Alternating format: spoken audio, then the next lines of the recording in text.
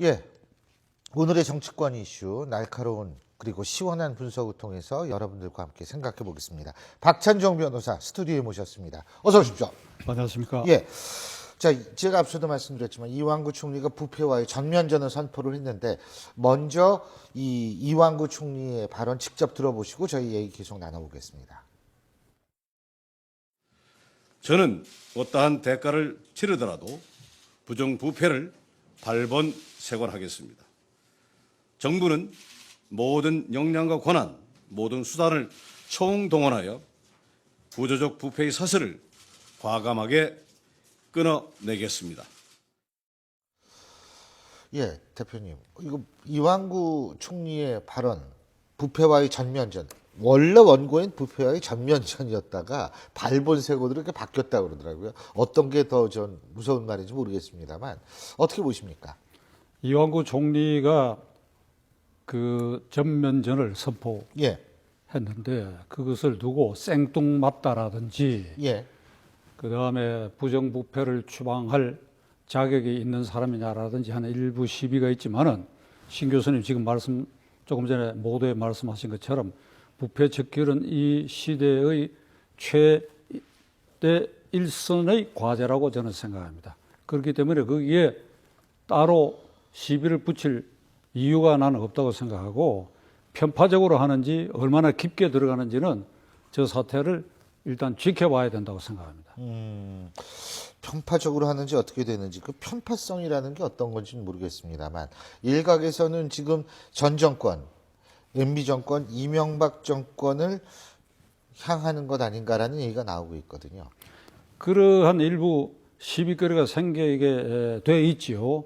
현재 저 선언을 하는 시점이 포스코, 예, 그다음 자원외교, 방산비리 이 중에서 포스코와 자원외교에 관한 수사는 이미 검찰에서 진행 중에 있는데 예. 이것이 바로 MB 정권과의 직접적 관계가 있고 그 예. 실세들이 관련됐다라고 하는 혐의가 농후하기 때문에 MB 정권을 겨냥하지 않은 이런 말이 나오는 것 같은데 저는 2년 전 박근혜 당선자가 그 인수위 시절에 공개적으로 저는 이런 것을 당선자에게 촉구했습니다. 취임하는 순간에 예, 이 앞 정권의 부정부패와 그리고 기타 상층부의 정경유착적 부정부패에 대해서 전면전을 하겠다. 부패 추방 특위를 만들어 가지고 전면전을 하겠다라고 하는 걸 선포해라. 필리핀 방식인데 예, 지금 아퀴노 대통령이 취임하자마자 앞에 아로요 정권의 부정부패 조사 특위를 구성해가지고 아로요 전 대통령을 사법 처리했어요. 예, 그때 아퀴노 대통령이 한 말은 내 정권에 내 임기 동안에 어떤 일이 있어났는지 내가 철저히 감시하지만은 내 의사의 반해서 또는 내 손이 미치지 않은 곳에서 부정부패가 있을 수 있기 때문에 다음 대통령 정부가 나와 내 막노들에 대해서도 지금과 똑같은 방법으로 부패 추방 특위를 만들어서 조사를 조사를 해라. 해라. 이것이 담보다. 예, 박근혜 대통령이 그렇게 선언하고 그 특위를 가동해서 그때 이미 포스코, 방산비리, 자원외교 문제는 시중에 떠들썩 의혹이 있었거든요. 그렇게 했다고 한다면 2년 지나고 총리를 시켜서 내가 왜 시켜서라고 얘기하는 거니까 청와대하고 상의를 했는지 안 했는지는 모르겠으나 적어도 청와대의 명시적 의사에 반해가지고 저렇게 하진 않았을 것이다. 그러니까 실질적으로 시켰다고 볼 수 있죠. 저렇게 할 일이 아니고 대통령이 직접 나서서 했었어야 된다. 총리의 입을 빌지 않고 직접 했어야 된다. 그 지금도 대통령이 다시 한번 지금 제가 말씀드린 이런 취지로 국민들에게 예, 지난 2년 동안에도 우리 수사기관이 열심히 해왔지만은 다시 한번 부패 추방에 대해서 이러한 의도로 전면적으로 해보겠다. 남은 3년 동안에도 내 휘하의 부패를 막기 위해서 노력하겠지만은 다음 대통령 정부에서 내 정권 5년 동안에 또 전부 스크린 해달라. 이걸 담보로 내가 전면전을 하겠다. 이러면 국민의 공감을 살 수 있을 것이다. 예. 그리고 사실 부정부패 없애겠다고 얘기를 하는데 그거 뭐 MB 정권, 전 정권에 대해서 뭐 정조준을 하고 있다, 뭐 이런 식으로 해석. 아 근데 결론이 중요한 거 아닙니까? 부정부패는 없어야 되는 거 아니에요? 의도가 어떻게 됐던 간에? 이재호 의원이 이렇게 얘기를 했죠. 앞에 정권을 쳐서 제물로 해서 예. 현 정권이 여러 가지 어려운 국면을 탈피하려고 하는 기획수사고 꼼수다 이렇게 얘기를 했는데 그 말에 하나 빠뜨린 부분이 있어요. 뭔가 하면 하늘을 우러러 우리는 한 점 부끄러움이 없다. 이 말을 못 하는 거예요. 만일 그 말을 하고 그 말을 뭐 했다고 할 수 한다면 있는데 이정호 거 안 했을 수도 우리는 있죠. 하늘을 우러러 예. 한 점 부끄러움이 없는데 이렇게 기획수사를 해서 이렇게 꼼수를 부리느냐 이러면 혹시나 이러겠는데 그 말은 생략되어 있어요. 그 말은. 그런데 지금 이 짧은 시간이니까 자원 외교를 하나 예를 듭시다. 예. 이건 처음에 디자인할 때도 그렇고 이 정책을 방향을 정할 때도 그렇고 이건 비리와 부정을 처음부터 안고 갈 정책이었다. 대통령이 나서고 국무총리가 나서고 관계장관이 나서고 대통령의 친형인 국회의원 이상덕 의원 그다음에 대통령 신임이 두터운 기획 그 당시 뭐죠 지식경제부 차관 이게 박영준 자원을 차관. 담당하는 예. 박영준 차관 이런 사람들이 나선다. 그렇게 해서 이 전 세계 언론에 이게 공표가 됐거든. 그러니까 자원을 팔아먹는 쪽에서 예를 들면 이 석유 시추 시설을 팔아먹는 쪽, 그 다음에 굴이나 뭐 철광석을 팔아먹는 쪽에서 보면 이미 폐광이 되고 함유량도 형편없고 예. 한 이런 것에 대해서 대한민국 정부가 이게 생색내기 위해서 국내용으로 덤벼든다 하는 걸 안 이상 똥값으로 또 살 사람이 없는 이런 자원들을 갖다가 엄청나게 비싼 값을 불러가지고 지금 40조 이상이 그게 투입됐다는 거 아닙니까? 대표적으로 하베스터 날은 지금 2조가 투입됐는데 200억밖에 못 건지게 됐다. 이것은 처음부터 비리의 소지를 알고 이런 돈을 쓰면서 중간 거간 노릇이 대통령의 측근 실세에 뭐 아들이 개입했다라든지 이건 출발부터 이러한 부패 수사의 대상이 되도록 출발했다 이거지. 그러니까 이번에 아주 철저하게 이러한 부분들을 조사를 해야 할 것이고 저는 시청자들에게 이렇게 이야기하고 싶습니다. 여기서 성역이 없어야 된다. 이번에는 예. 전직 대통령도 다 대상이다. 그렇게 해서 사법 처리될 만한 범죄 행위에 대해서는 증거가 있는 대로 전부 사법 처리를 해야 되고 범죄 행위의 증거가 나오지 않고 정책 실패 부분에 그 정책을 시행함으로써 국고에 막대한 손실을 끼쳤다고 하는 고의 과실이 인정된다면 민사상으로도 책임을 묻는 끝까지 추급하는 그런 선례를 이번에 단호히 남겨야 된다. 다음 정권을 위해서도. 예. 근데 이제 그 MB 정권 측에서는 이제 이런 얘기를 합니다. 뭐냐면 지금 아까 하베스트 밑에 이제 그 하위 회사죠. 날이라는 건. 근데 이제 그 좀 굉장히 싸게 파는 거는 사실인 것 같아요. 근데 이제 그 부분에 대해서 자세한 거는 물론 검찰 수사가 나오겠지만 지금 MB 측에서는 뭐라고 얘기를 하냐면 자원 외교 같은 걸 이렇게 수사로 하면 앞으로 정권이 자원 외교 못 한다. 때로는 그게 굉장히 롱텀으로 아주 긴 시각으로 바라봐야 되는 건데 그렇게 되면 자원 외교 못 한다. 이렇게 얘기를 했는데 그 얘기도 또 좀 설득력이 있지 않나 이런 생각이 드는데. 함부로 못하도록 국고 예. 손실이 없도록 국고 손실이 예정되는 자원 외교는 함부로 못하도록 이번 기회에 할 필요도 있다 이지. 자원 외교를 하지 말라는 거 아니죠. 신중을 기해서 예. 내호주머니 돈이라면 이렇게 헤프게 쓸 수 있겠어요?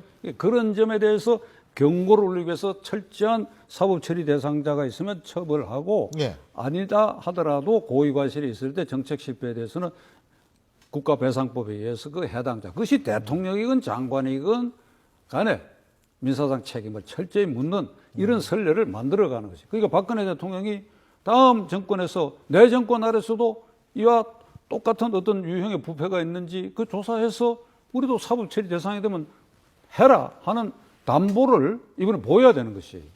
그 이제 대표님 말씀은 설령 거기에 어떤 범죄적 의도라든지 이런 게 없었다 하더라도 너무나 막대한 국고 손실을 끼치는 결과를 낳았다면 그 정책적 실패에 대한 최소한 민사상의 책임은 져야 된다. 이런 말씀이시군요. 외환위기 끝나고 김대중 예. 정권 초기에 예.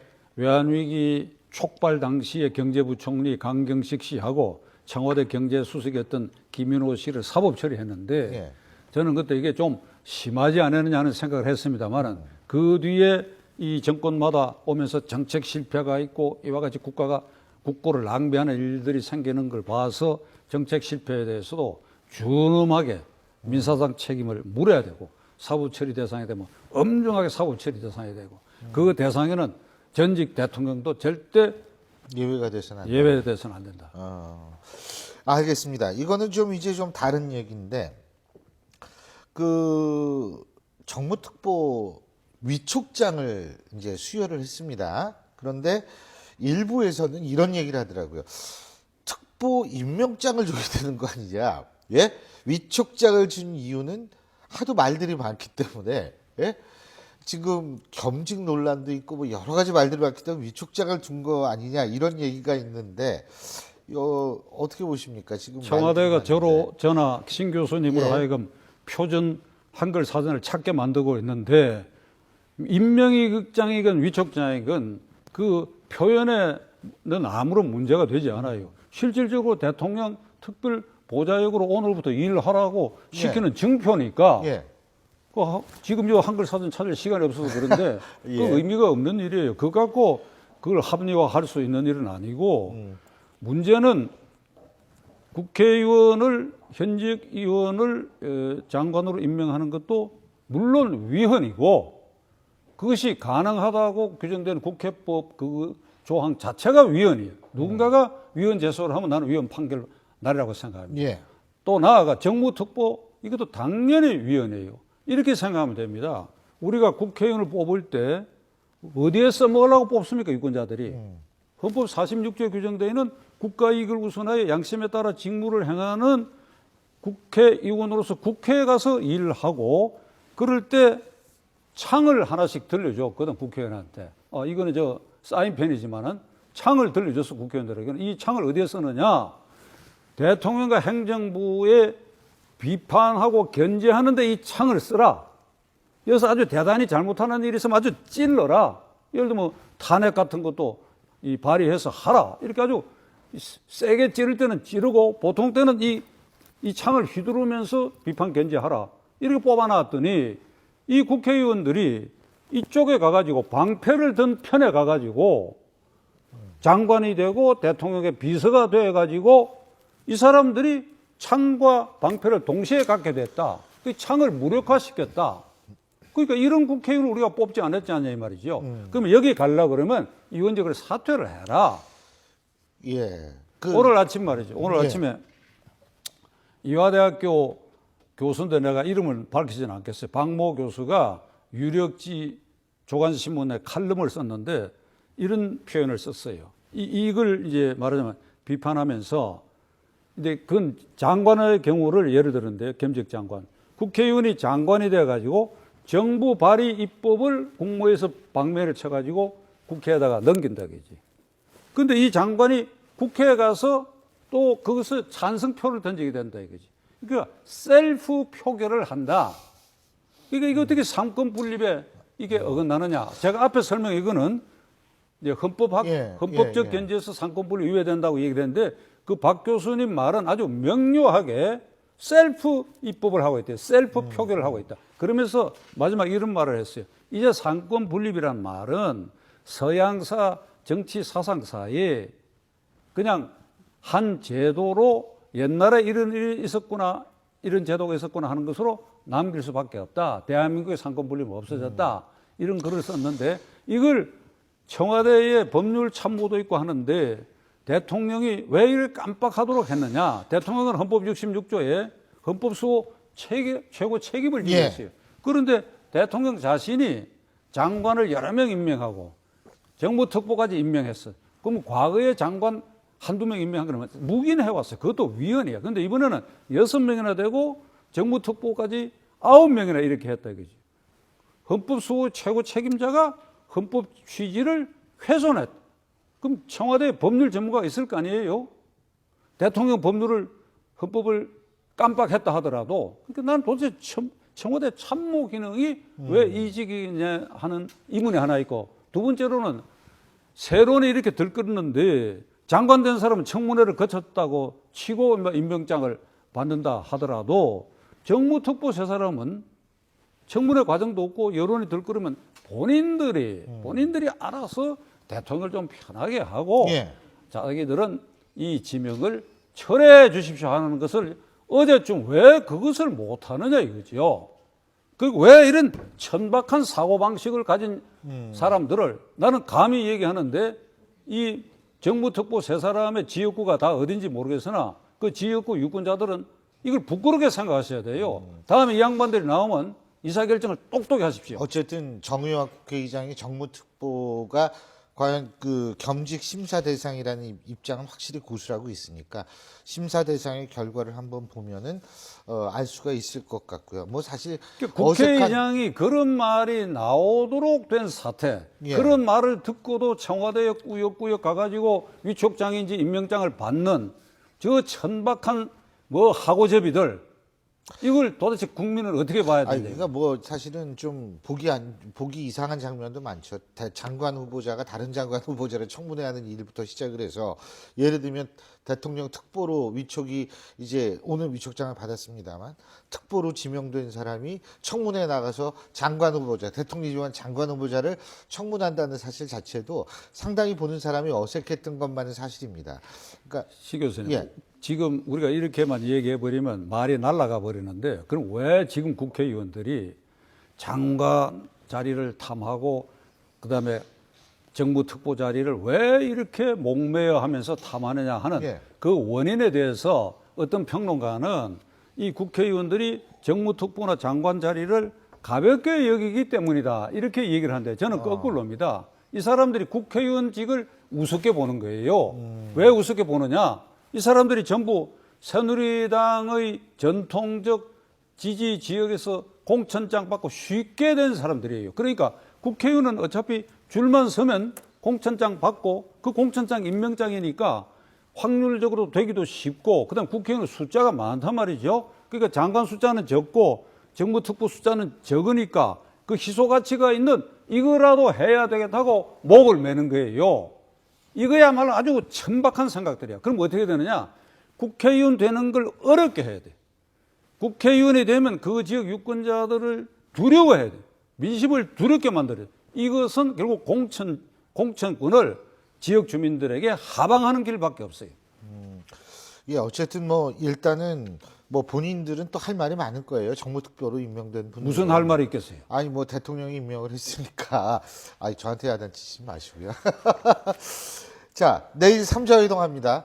성과 있을 거라고 보십니까? 대통령 여야 대표? 내일 3자 회동은 예. 영수회담이 아닙니다. 예. 과거 군사 독재 정권 시절에 여야 영수 만나가지고 다 실패를 했어요. 3자 회동이라고 하는 게 대통령과 여야 대표인데 거기서 합의가 되면 국회에 가고 그 밑에 있는 국회의원들이 전부 그게 따르게 된다. 예. 대통령께서는 3자 회동하고 난 다음에라도 국회의원을 높낮이 없이 초선재선 없이 광범위하게 접촉하실 것을 저는 건해야 합니다. 이것이 헌법수호 최고 책임자로서 국회의원 한 사람 한 사람의 자유권을 존중한다는 태도고, 이것이 소통이라고. 알겠습니다. 내일 어쨌든 소통할 수 있는 모습은 분명히 보여줄 것 같은데 결론이 어떻게 나올까? 그건 또 다음번에 여쭤보도록 하겠습니다. 오늘 말씀 여기까지 듣죠. 고맙습니다.